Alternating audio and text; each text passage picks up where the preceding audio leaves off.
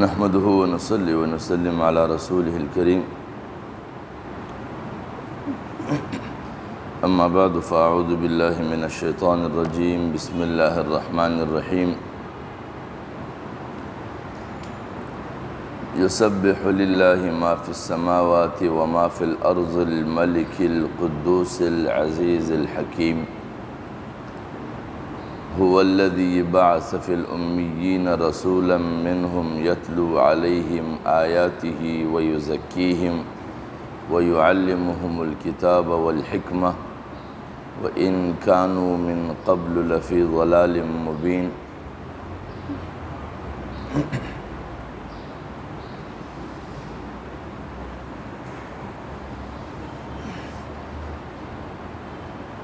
صدق اللہ العظیم۔ رمضان کی ابتدا سے تقریباً 3 موضوعات پر قرآنی سورتوں کی ترتیب سے درس دیا گیا۔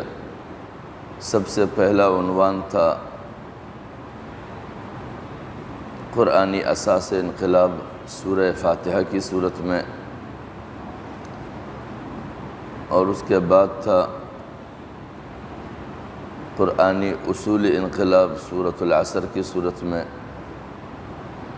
اور تیسرے نمبر پہ تھا قرآنی فکر انقلاب سورہ اخلاص، سورہ فلق اور سورہ ناس کی صورت میں۔ آج سورۃ الجمعہ کا آغاز کیا گیا ہے جو مدنی صورت ہے، اور اس صورت کو عنوان یہ دیا گیا ہے کہ قرآنی حکمت انقلاب، یعنی وہ طبقہ جو قرآن کو ایک قانون تبدیلی سمجھتے ہیں اور قرآن کے ذریعے سے معاشروں میں، ملکوں میں، ریاستوں میں بہتر تبدیلیاں چاہتے ہیں یا قرآن ہی کو تبدیلی کا بہترین ذریعہ تسلیم کرتے ہیں، ان لوگوں کے لیے قرآنی حکمت کیا ہونی چاہیے، وہ کس طرح تبدیلی لائیں، کیا انداز ہوگا، کیا اسلوب ہوگا، اس کی اپنی عادات کیا ہوں گی، اپنی خصلتیں کیا ہوں گی، اپنا کردار کیا ہوگا۔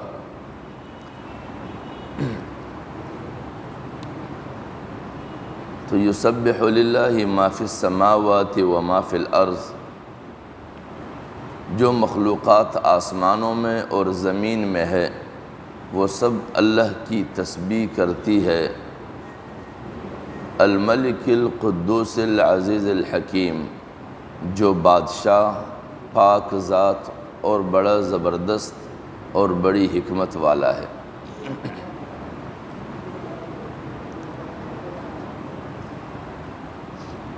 سب سے پہلے ہمیں یہ سمجھنا ہے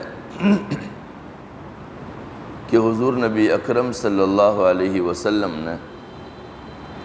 وہ ذمہ داری جو اللہ رب العزت کے جانب سے حضور نبی اکرم صلی اللہ علیہ وسلم کو دی گئی، جو حالات حضور نبی اکرم صلی اللہ علیہ وسلم کی بعثت سے قبل انسانیت کی تھی، اور جو بے راہ روی اور گمراہیاں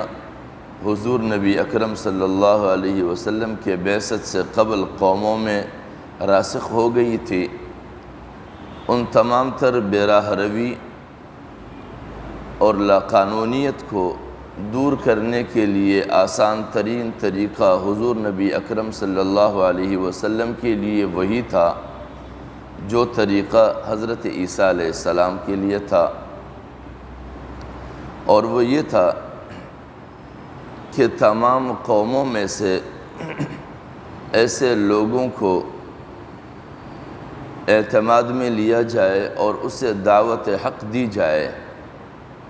جن لوگوں کی مزاج فطرت کے موافق ہو اور وہ انسان کو بہتر سے بہتر انسان بنانے کے لیے فکر مند ہو، کیونکہ فطرت کے مطابق انسان کے ہونے کا مقصد یہ ہے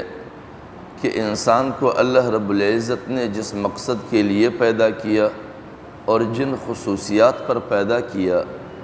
اس کی اپنی وہ خصوصیات اور وہ پیدائشی طبیعت پر خارجی اثرات مرتب نہیں ہوئے ہیں،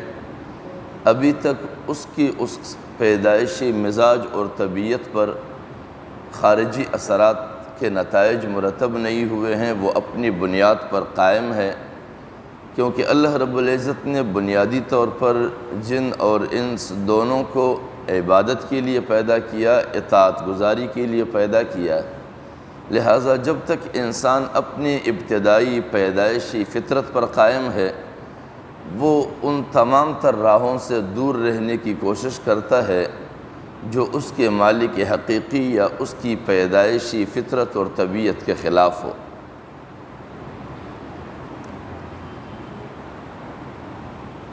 اور بنیادی طور پر یہ چیزیں انتہائی اہم ہے، کیونکہ اللہ رب العزت بھی ہمیشہ قرآن کریم اور قرآنی تعلیمات کو ان لوگوں کے لیے نصیحت اور فائدہ مندی کا ذریعہ بتاتے ہیں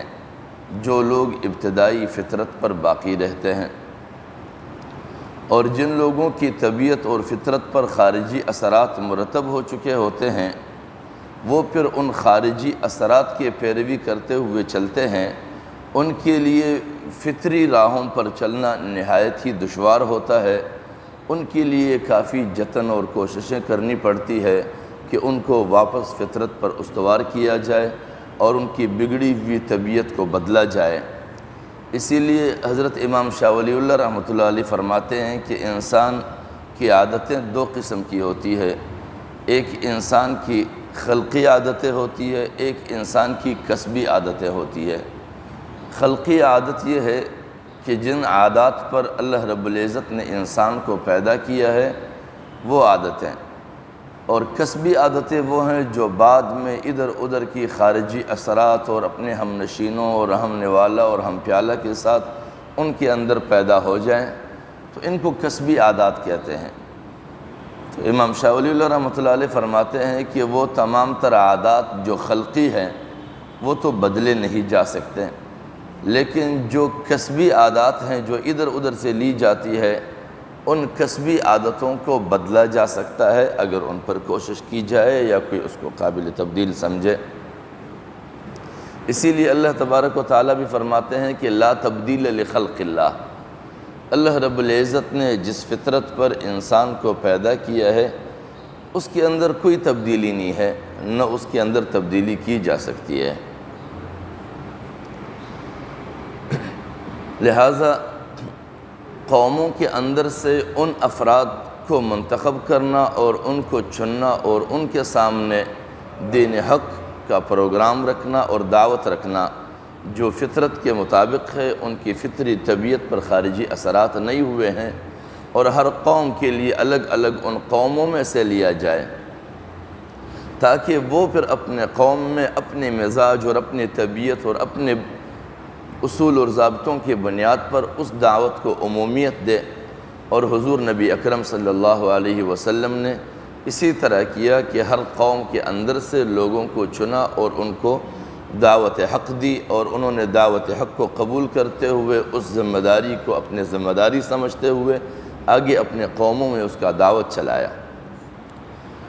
اور قوموں کی اہمیت یہیں سے ہی پیدا ہوتی ہے، کیونکہ ہر قوم کے زبان میں ان کو دعوت دینا اور ان کو اس زبان میں ان کو سمجھانا یہ ان کے لیے مانوس ہوتا ہے۔ عموماً ہمارے کئی سارے مذہبی طبقے قومیتوں کو مطلقاً مسترد کرتے ہیں اور مطلقاً قومیتوں کو غلط سمجھتے ہیں، جبکہ مطلقاً قومیتوں کو غلط سمجھنا اور پھر بعد میں بین الاقوامیت کی بات کرنا یہیں سے جہالت ظاہر ہوتی ہے، کیونکہ بین الاقوامیت اس وقت وجود میں آتا ہے جب قوموں کو تسلیم کیا جائے اور قوموں کو اپنی اہمیت اور حیثیت دی جائے۔ اگر قوموں کو اہمیت اور حیثیت دی ہی نہ جائے اور قوموں کی وجود کا ہی انکار کیا جائے، قومیت کو بنیادی طور پر ہی قابل نفرت سمجھا جائے، تو پھر بین الاقوامیت کیسے آئے؟ بین دو چیزوں کے درمیان آتا ہے۔ جب باقاعدہ دو چیزیں ہے ہی نہیں، ایک ہی چیز آپ سمجھو ساری قوموں کو مسترد کر دو، تو پھر بین الاقوامیت کا کیا مقصد ہے؟ لہٰذا وہ طبقات اور وہ لوگ جو نفس قومیت کو مسترد کرتے ہیں اور نفس قومیت کی مذمت کرتے ہیں، وہ یہاں پر جب کہیں پر بھی بین الاقوامیت کی لفظ استعمال کرتے ہیں تو وہ اپنی جہالت کا اظہار کرتے ہیں۔ لہٰذا اسلام اگر بین الاقوامی دین ہے تو بین الاقوامی دین کا مقصد یہ ہے کہ تمام تر قوموں کا بحیثیت قوم اس میں حصہ ہو، اور بحیثیت قوم اس کی ذمہ داری ہو کہ وہ دین کو اپنے قوم اور اپنے افراد تک پہنچانا اپنی ذمہ داری سمجھے۔ تو پھر ان تمام تر قوموں کا ایک دین کے اوپر متفق ہونا اور اس دین کو اپنے لیے دنیا اور آخرت کے بلائی کا ذریعہ سمجھنا، تو اس پر دین کے اندر بین الاقوامیت پیدا ہو جاتی ہے کہ تمام تر اقوام کا دین کے اوپر اتفاق ہو جانا اور دین کو بحیثیت نظام اپنانے میں کامیاب ہو جائے۔ لیکن اگر اس قومی انداز کو اور قومی روش کو مسترد کر دیا جائے اور ایک طبقہ اس کے لیے اٹھے اور ایک مرکز وہ خود اپنے آپ میں بنائے اور پھر وہ اپنے قوت اور طاقت کے بنیاد پر لوگوں کو اپنے زیر اثر لائے، تو اس کے لیے قوت اسکندریہ بھی گزری ہے اور ذوالقرنین بھی گزرا ہے، جو دونوں اپنے قوت اور اپنے حاکمیت کو دوام نہیں بخش سکے، اس لیے کہ انہوں نے اپنے اس پروگرام کو بحیثیت جبر اور طاقت لوگوں پر مسلط کیا، اور جبر اور طاقت کے ذریعے سے جو بھی نظام جہاں پر بھی مسلط ہوا ہے اس کو کبھی دوام نہیں ملا ہے، وہ جلد ختم ہو چکا ہے۔ لہذا قومیتوں کو اہمیت اور مقام ملنی چاہیے، اور اس لحاظ سے تاکہ وہ قوم اپنے قوم کے دوسرے افراد کے لیے دعوت اپنے آپ کا فریضہ سمجھے۔ اور اس کے بعد یہ ہے کہ حکمت اس بات میں ہے کہ اگر کائنات کے تمام تر مخلوقات جو آسمان میں ہے اور زمین میں ہے، جو زبان سے ہے وہ اپنے زبان سے، جو اپنے جسم اور حال اور ارکان سے ہے تو وہ اپنے جسم اور حال کے ذریعے سے اللہ رب العزت کی تسبیح بیان کرتے ہیں، اس کی پاکی بیان کرتے ہیں۔ اس کی پاکی اگر بیان کرتے ہیں تو کس بنیاد پر بیان کرتے ہیں؟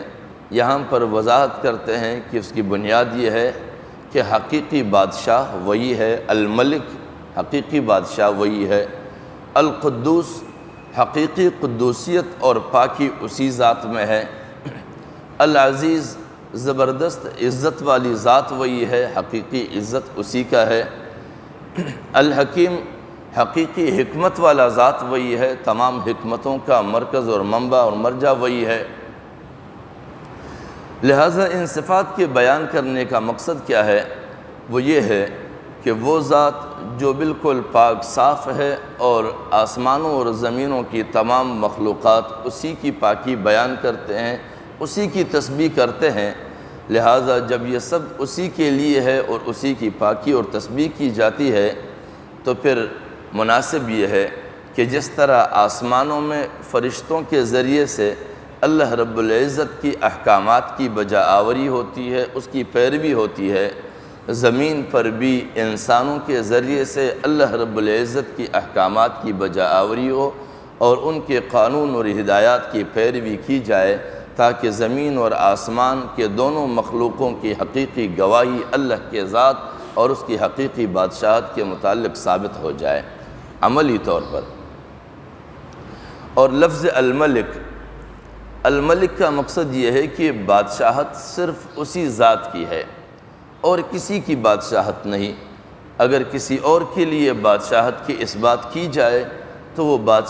بادشاہتیں محدود بھی ہوتی ہے اور وہ بادشاہتیں کمزور بھی ہوتی ہے۔ اگلی بادشاہتیں ان کی بادشاہت کو توڑ بھی سکتی ہے، ان کی بادشاہت کو کمزور بھی کر سکتی ہے،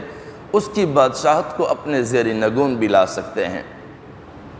لہٰذا اگر مستحکم بادشاہت ہے اور مضبوط بادشاہت ہے جو کسی کے زیر اثر نہیں، کسی کی زیر نگون نہیں، کبھی کسی کی بادشاہت سے متاثر نہیں ہوتی، جس کی بادشاہت کے لیے کوئی حدود قیود نہیں ہے، جس کے لیے کوئی سرحدات نہیں ہے، جہاں جہاں تک انسانی عقل ادراک کر سکتا ہے وہاں وہاں تک اس کی بادشاہت محیط ہے۔ القدوس حقیقی پاکی اسی کے لیے ہے، پاک بازی اسی کے لیے ہے، کوئی اس کی ہمسر نہیں پاکی میں، پاک بازی میں۔ صفائی میں اور تمام تر عیوب اور کمزوریوں سے بے نیازی میں اور پاکی میں کوئی اس کے برابر نہیں ہو سکتا۔ جتنا بھی کوئی اپنے آپ کو پاک ثابت کرے، پاک باز ثابت کرے، اللہ کے پاکی کے سامنے وہ ذرہ بھی نہیں ہے۔ سب سے بہترین اور سب سے اعلیٰ ترین بنیاد پر پاک اور تمام تر عیوب سے منزہ وہ اللہ رب العزت کی ذات ہے۔ العزیز عزتیں یہاں دنیا میں بھی لوگوں کی ہے، لیکن یہ تمام تر عزتیں اللہ رب العزت کی عزت کے دھندلے نقوش ہے۔ اگر عزت ہے تو صرف اسی ذات کی ہے، اور وہ ایسی عزت ہے کہ وہ عزت کسی کے محتاج نہیں، وہ عزت کسی کے زیر اثر نہیں، وہ عزت کسی کی دین نہیں، اس کے اپنے زیر دست ہے، اس کے اپنے اختیار میں ہے۔ دنیا میں جس کو وہ عزت دینا چاہے عزت دیتا ہے، جس کو وہ عزت سے محروم کر کے ذلت کے وادیوں میں دھکیلنا چاہے اسے دھکیل دیتا ہے، اس لیے کہ عزت کا بنیادی منبع اور مرکز اسی کی ذات ہے اور کوئی نہیں۔ الحکیم، حکیم ذات وہی ہے، تمام حکمتوں کا مرکز وہی ہے۔ جہاں میں جتنی بھی حکمتیں استعمال کی جاتی ہے وہ تمام تر حکمتیں اللہ رب العزت کی حکمت کے دھندلا نقش ہے، اور حکمت کے ذریعے سے اللہ رب العزت جس کو حکمت کے نعمت سے نوازے وہ اس حکمت کے بنیاد پر اپنے آپ کو انسانوں میں ممتاز کر سکتا ہے، حکمت کے ذریعے سے اپنے پروگرام کو لوگوں تک پہنچا سکتا ہے، حکمت کے ذریعے سے اپنے پروگرام کو دوام دے سکتا ہے، اور حکمت کے ذریعے سے اپنے آپ کو باقاعدہ لوگوں پر فائق کر سکتا ہے۔ اور یہ تمام تر حکمتیں جو دنیا میں استعمال ہوتی ہیں یہ اللہ کے حکمت کے ایک دھندلا نقش ہے۔ لیکن اللہ رب العزت یہاں پر قرآن کے اندر جو آج کا عنوان ہم نے پیش کیا ہے حکمت انقلاب کے نام سے، تو اس کا مقصد یہ ہے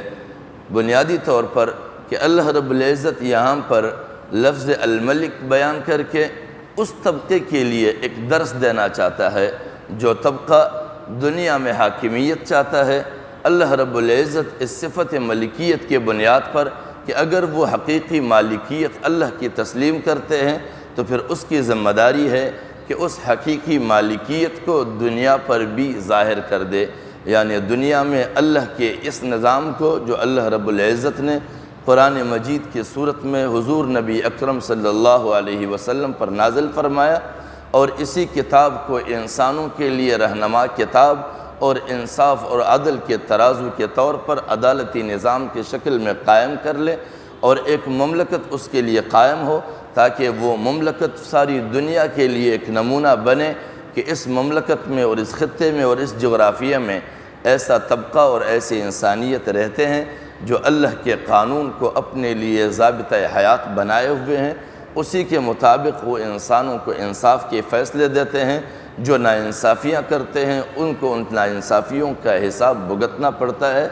لہٰذا اللہ رب العزت اپنے صفت ملکیت کے ذریعے سے انسانوں کو ترقی دینا چاہتا ہے تاکہ وہ ایک مہذب معاشرے کے اندر اللہ کی بادشاہت کو عملی شکل دے، اور اس بادشاہت میں وہ بھی ایک خطے کی بادشاہ بنے تاکہ اللہ کی بادشاہت کے وہ نائب مقرر ہو زمین پر۔ جس طرح اللہ رب العزت کی بادشاہت کائنات کے دیگر گوشوں میں عملی طور پر چلتا ہے، زمین پر انسان کے توسط سے اللہ کی پیروی کے ذریعے سے اسی بادشاہت کو قائم کیا جائے اور انسان اللہ کی پیروی میں اللہ کی بادشاہت کا نائب ظاہر ہو۔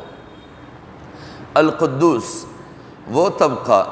جو اللہ رب العزت کے صفت ملکیت کو اختیار کرتے ہوئے بادشاہت قائم کرنا چاہتے ہیں، اس طبقے کے اندر پاک بازی لازمی حصہ ہونا چاہیے۔ اگر وہ طبقہ ذاتی طور پر اپنے اعمال، کردار، اطوار اور کردار میں پاک باز نہ ہو تو وہ طبقہ کبھی بھی اللہ کی بادشاہت کو زمین پر عملی طور پہ نظام قرآن کے شکل میں قائم نہیں کر سکتا، کیونکہ اس کے پاس جتنے بھی قدرت اور حکومت کے اسباب آئیں گے وہ اس اسباب اور اس تمام تر وسائل کو اپنے ذاتی مفادات کے لیے پھر استعمال کرے گا۔ لہٰذا لازم ہے اس طبقے کے لیے جو اللہ کے ملکیت کو زمین پر اپنے نائبیت کی شکل میں قائم کرتے ہیں وہ اپنے آپ کو پاک باز رکھے، وہ اپنے آپ کو صاف ستھرا رکھے، تمام عیوب سے اپنے آپ کو دور رکھے، تمام تر کمیوں سے اپنے آپ کو دور رکھے، تمام تر لالچوں سے اپنے آپ کو بے نیاز کرے، تمام تر مفاد پرستیوں سے اپنے آپ کو بے نیاز کرے، تمام تر دوسرے قوتوں کے بلندی اور رتبوں کو اپنے لیے غرور کے ذریعے بنانے سے پاک رکھے، اپنے آپ کو انسانیت کا خادم سمجھے، اپنے آپ کو بادشاہ اور اپنے آپ کو ایک مغرور طاقت نہ سمجھے۔ العزیز اس لیے کہ حقیقی عزت اللہ کے پاس ہے۔ اگر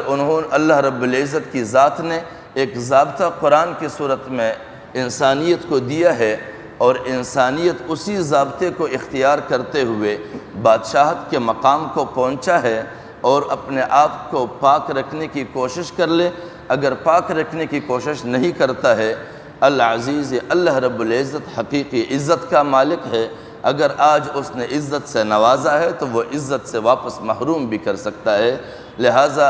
اپنے وقتی عزت کو اپنے لیے مستقل عزت نہ سمجھا جائے بلکہ اللہ رب العزت کی عنایت سمجھا جائے۔ اگر اس کو اللہ ہی کی عنایت سمجھا جائے تو پھر وہ ہر لمحے اور ہر وقت اور ہر آن اللہ رب العزت کی اس دین پر شکر کرتے ہوئے اللہ کی احکامات کی پیروی کرتا رہے گا۔ لیکن اگر وہ اللہ کی حقیقی عزت کو نظروں سے اوجھل کرے اور تصورات سے دور کرے تو پھر وہ اس بادشاہت کو اپنی محنت سمجھے گا اور اپنے اس عارضی ظاہری پاکی کو جو صرف کپڑوں اور شکل کے حد تک ہے، اخلاق میں اس کا کوئی علامت ظاہر نہیں ہوگا، تو اس کی یہ عزت وقتی جو ہے وہ ذلت میں بدل جائے گا، وہ عزت اس کی دائمی نہیں رہے گی۔ لہٰذا عزت میں مستقل رہنے کے لیے پچھلی صفت کو لازمی پیش نظر رکھنا ہے کہ اس نے اپنے آپ کو تمام تر دنیوی عیوب سے اور ان قوموں کے عیبوں سے جو اللہ کے باغی ہے اور اللہ سے دور ہے، اور تمام تر عزتوں کو وہ اپنی محنت اور اپنی کوششوں کا نتیجہ سمجھتے ہیں۔ الحکیم وقتی طور پر اقتدار حاصل کرنا اور اپنے لیے سہولیات پیدا کرنا اور عزت کے مقام پر فائز ہو جانا، یہ تو یا عسکری بنیادوں پر بھی حاصل کیا جا سکتا ہے، سیاسی بنیادوں پر بھی حاصل کیا جا سکتا ہے، لیکن جو قومیں سیاسی اور عسکری بنیادوں پر اقتدار کے مقام تک پہنچتے ہیں، حکومتوں کے مناصب پر فائز ہوتے ہیں، عزتوں کے رتبوں کو پاتے ہیں، لیکن ان چیزوں کو دوام دینے کے لیے حکمت از حد ضروری ہے۔ جن قوموں میں حکمت نہیں ہوتی ہے وہ قومیں زوال پذیر ہو جاتی ہے، وہ زیادہ عرصہ اپنے آپ کو قائم نہیں رکھ سکتے۔ اور حکمت کا مقصد کیا ہے؟ کسی قوم کے فطری تقاضوں کو سمجھنا، انسانیت کے فطری تقاضوں کو سمجھنا اور ان کی فطری ضرورتوں کو سمجھنا۔ جب فطری تقاضوں کی انسان کو سمجھا جائے، اس لیے کہ فرد، شخص، قوموں کے اور طبقوں کے تقاضے اور فطرتیں الگ ہو سکتی ہے، لیکن انسان کی فطرت الگ نہیں ہو سکتی ہے، اور انسان ہر دو پیروں پر چلنے والا اور زبان سے بولنے والا اور اپنے خیالات کے اظہار کرنے والے پر لفظ انسان کا اطلاق نہیں ہوتا ہے۔ لفظ انسان کا اطلاق اس پر ہوتا ہے انسانی مخلوق میں سے جو پیدائشی فطرت پر قائم رہے، اور پیدائشی فطرت کا مقصد یہ ہے کہ اس نے اللہ کے دیے ہوئے ضابطوں کے مطابق چلنا ہے۔ لا تبدیل لخلق اللہ، اللہ کے بنائے ہوئے فطرت کے مطابق جو چیزیں ہیں اس کے لیے کوئی تبدیلی نہیں ہے۔ ذالک الدین القیم، یہی طریقہ سیدھا ہے اور مستحکم ہے۔ ولکن اکثر الناس لا یعلمون، لیکن بہت سارے انسان جو ہے وہ ان چیزوں سے لا علم ہے، جاہل ہے، کیونکہ وہ یہ نہیں سمجھ پاتے ہیں کہ میری طبیعت کا جو اس وقت تقاضا ہے، آیا یہ وہ طبیعت ہے جس طبیعت پر مجھے اللہ رب العزت نے پیدا کیا تھا، یا یہ وہ طبیعت ہے جو بعد خارجی اثرات کی وجہ سے میرے اوپر اثر انداز ہوئے ہیں۔ جس طرح کہ ایک بیمار شخص ہے، شوگر کا مریض ہے، بلڈ پریشر کا مریض ہے، یا دیگر کچھ مریض ہوتے ہیں، عموماً شوگر کے مریض کو ہمیشہ یہ خواہش رہتی ہے کہ میں کچھ میٹھا کھاؤں، لیکن جب اس سے کہا جاتا ہے کہ یہ تمہارے لیے صحیح نہیں ہے تو وہ کہتا ہے کہ نہیں، مجھے طلب ہے۔ لیکن حقیقت کیا ہوتی ہے کہ یہ طلب اس کی نہیں ہوتی، اس کی مرض کی طلب ہوتی ہے۔ بلڈ پریشر کے مریض ہے، اسے ہمیشہ یہ کوشش ہوتی ہے کہ میں کچھ نمکین کھاؤں، اور نمکین کھانے کے لیے وہ ہمیشہ کوشش کرتا رہتا ہے، چوری چھپ کے بھی کھاتا ہے، کسی کو کسی طریقے سے دھوکہ اور پھسلا کے اس سے بھی حاصل کرتا ہے، لیکن وہ سب جب کہا جائے کہ یہ تو تمہارے لیے نقصان دہ ہے، ممنوع کیا گیا ہے، تو وہ کہتے ہیں کہ نہیں یار میرے اندر سے طلب ہے اس چیز کی، لیکن وہ یہ تمیز نہیں کر پاتا کہ یہ میری حقیقی اس جسم کی طلب ہے یا میری اس بیماری کی طلب ہے، کیونکہ وہ بیماری بھی اپنے آپ کو توانا کرنا چاہتا ہے اور انسان بھی اپنے آپ کو توانا رکھنے کی تگ و دو کرتا ہے، اسی لیے تو وہ ہر بیماری کے لیے دوائی لیتا ہے۔ لہٰذا انسانی فطرتیں بھی اس طرح ہے کہ اگر انسان اپنے بنیادی فطرت پر ہے تو پھر بنیادی فطرت پر انسان صرف ان چیزوں کا طلب کرتا ہے جو اس کی جسم کو توانا بنائے، اس کی روح کو توانا بنائے، اس کے اور اللہ کے درمیان قربت پیدا کرے۔ لیکن اگر اس کی فطرت پر خارجی اثرات مرتب ہوئے ہیں، وہ اپنی پیدائشی فطرت پر باقی نہیں رہا ہے، تو پھر وہ جن راہوں پر چلتا ہے اور جن چیزوں کی وہ تقاضا کرتا ہے، وہ ساری چیزیں اس کے خارجی اثرات کے مرتب ہونے کے تقاضے ہیں، ان کی فطری طبیعت کا تقاضا نہیں ہوتا ہے۔ لہٰذا اسے کوشش کرنی چاہیے ہے کہ وہ اپنے اس طبیعت کو واپس پیدائشی فطرت پر لائے تاکہ اس کے اور اللہ کے درمیان ربط پیدا ہو۔ لہٰذا وہ طبقہ جو دین اسلام کو انسانیت کے لیے بہتر سمجھتے ہو، دین اسلام کو بحیثیت نظام نافذ کرنا اپنی ذمہ داری سمجھتے ہو، اس کے لیے لازم ہے کہ وہ سب سے پہلے اپنے آپ میں یہ عادت رکھے کہ وہ اپنے آپ کے لیے تعریف کا خواہش مند نہ ہو کہ میرے پیروکار میری تعریفیں کرتے رہے۔ اس وقت جو ایک آیت ہم نے پڑھی ہے سورۃ الجمعہ کی پہلی آیت، سورۃ الجمعہ کی اس پہلی آیت کا خلاصہ یہ ہے کہ وہ طبقہ جو زمین پر اللہ رب العزت کی حاکمیت کو قائم کرنا چاہتا ہے، اس کی سب سے پہلی خاصیت یہ ہونی چاہیے کہ وہ اپنے پیروکاروں کی زبان سے اپنے تعریف کا خواہش کبھی نہ رکھتے ہو۔ کیوں؟ اس لیے کہ زمین اور آسمان میں جو بھی ہے وہ اللہ کی تسبیح بیان کرتے ہیں، لہٰذا ہمیشہ وہ اپنے پیروکاروں کے ذہن میں اور زبان پر یہی جاری کروانے کی کوشش کرے کہ میری کوئی تعریف نہ کی جائے، میں تو فقط اپنی ذمہ داریاں نبھا رہا ہوں، تعریف کی ذات وہ ہے جس نے کائنات کو پیدا کیا ہے اور مجھے یہ توفیق بخشی ہے کہ میں اس راہ پر چلا ہوں، اور یہ اس کی توفیق سے مجھے یہ راہ ملی ہے جس راہ پر میں چل رہا ہوں۔ لہٰذا میں اور میرے متبعین سب اسی ذات کی پاکی بیان کریں گے، اسی کی تعریف کریں گے، میرے تعریف پر کبھی کسی کے ذہن نہ بنے، اسی ذات کی بنے۔ اور دوسری بات، اس کی ہمیشہ خواہش یہ ہو اور کوشش یہ ہو کہ وہ اللہ کی بادشاہت قائم کرے، اپنے آپ کی بادشاہت نہیں، کیونکہ اگر وہ اللہ کی بادشاہت قائم کرنا چاہے گا تو اللہ کی بادشاہت کے قیام کے جو ضابطے اور طریقے ہیں وہ اسی پر چلتے ہوئے اس نظام کو نافذ کرے گا۔ اگر وہ اپنی بادشاہت کے قیام کی صورت میں ہوگا تو وہ ادھر ادھر کے تمام تر اسباب کو اور وسائل کو اختیار کرے گا، دنیا کی تمام تر ذلتوں اور شرمندگیوں اور رسوائیوں کو اختیار کرے گا، کیونکہ اسے اپنے لیے بادشاہت درکار ہے، اللہ کی بادشاہت کے قیام کا نہیں سوچ رہا ہے۔ القدوس، تیسری صفت یہ ہونی چاہیے ہے کہ وہ خود اپنے کردار میں پاک باز اور صاف ستھرا ہوگا، کوئی عیوب جو دنیوی دوسرے مفاد پرست طبقوں میں ہے، دنیا دار طبقوں میں ہے اور بے دین جماعتوں میں ہے اور ان کی قیادتوں میں ہے، ان تمام تر عیوب سے وہ اپنے آپ کو پاک کرتا ہوگا، وہ عیاشیوں سے پاک رکھتا ہوگا، دنیوی غیر ضروری آسائشوں سے اپنے آپ کو پاک رکھتا ہوگا، اپنے ضروریات کو محدود کرتے ہوں گے۔ حضور نبی اکرم صلی اللہ علیہ وسلم مجبور نہیں تھے، وہ فقیر نہیں تھے، وہ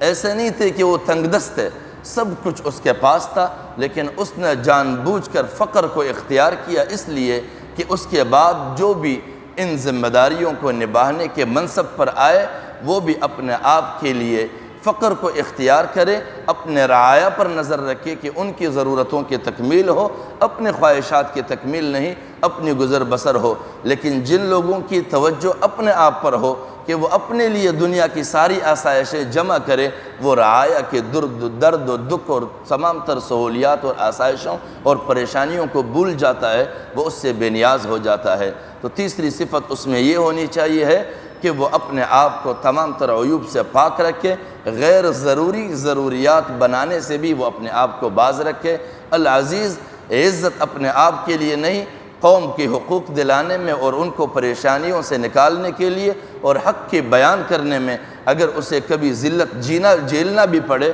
تو وہ اس کو جھیلنے کے لیے تیار ہو جائے، کیونکہ وہ اپنے عارضی عزت کو اپنے لیے کوئی پریشانی کا باعث نہ بنائے کہ میرا تو بڑا نام ہے، اگر میں نے حق بولا اور میرے اوپر ہاتھ ڈلا، میں گھسیٹا گیا تو میرے اس عزت کا کیا بنے گا۔ لہٰذا وہ سمجھے کہ یہ عزت اللہ کی دی ہوئی عزت ہے، آج اگر میں نے حق نہ بولا تو میں نے اس ذات کی عزت میں کوتاہی کی ہے تو میرا عزت پھر بھی جائے گا۔ لہٰذا آج اگر میں تھوڑا ذلت اٹھاؤں اس ذات کی عزت کے آنچ آنے پر تو میرے لیے لازمی ہے کہ میں اپنی عزت کو داؤ پہ لگاؤں۔ الحکیم، اور جب بھی وہ کسی کے ساتھ رابطہ اور معاملات رکھے تو نہایت حکمت کے ساتھ رکھے اور نہایت ہی سنجیدگی کے ساتھ رکھے، ایسا قدم اٹھائے کہ اس قدم سے ہمیشہ انسانیت کے لیے بلائی ہو، اپنے متبعین کے لیے خیر کے اسباب پیدا کرے۔ ایسے قدم نہ اٹھائے کہ پھر چند سالوں کے بعد وہ کہے کہ میں برباد ہوا، میرے پیروکار برباد ہوئے، یہ سارے لوگ برباد ہوئے اور ہم سے یہ غلطیاں ہوئی۔ لہٰذا ان تمام تر غلطیوں سے اور ان تمام تر کوتاہیوں سے اصحاب حکمت اور اصحاب بصیرت دور رہتے ہیں، اور حکمت اسی چیز کا نام ہے کہ وہ وقت اور حالات کے تقاضوں کو سمجھتے ہوئے اقدامات کریں، اور اگر کوئی لوگ وقت اور حالات اور قومی تقاضوں کو صرف نظر کرتے ہوئے قدم کرتے ہیں، اقدام کرتے ہیں، تو سمجھ لینا چاہیے ہے کہ یہ سربراہ اور یہ رہنما حکمت کے نعمت سے محروم ہے، اس میں حکمت نہیں ہے، اس میں بصیرت نہیں ہے۔ اللہ کریم ہمیں ایسے رہنماؤں سے اپنے حفظ و امان میں رکھے، اور اگر کوئی واقعتاً ایسے جذبے رکھتے ہیں تو اللہ رب العزت انہیں حکمت کے نعمت سے مالا مال فرمائے، تاکہ ان کی جد و جہد انسانیت کے لیے خیر کا ذریعہ بنے، انسانیت کی تباہی کا ذریعہ نہ بنے۔ وآخر دعوانا ان الحمدللہ رب العالمین۔ الحمدللہ رب العالمین والعاقبۃ للمتقین والصلاة والسلام علی اشرف الانبیاء والمرسلین وعلی آلہ وصحبہ ومن تبعہم بإحسان الی یوم عظیم۔ ربنا آتنا من لدنک رحمة وهیئ لنا من امرنا رشدا، وصلی اللہ تعالی علی خیر خلقہ محمد وآلہ واصحابہ اجمعین برحمتک یا ارحم الراحمین۔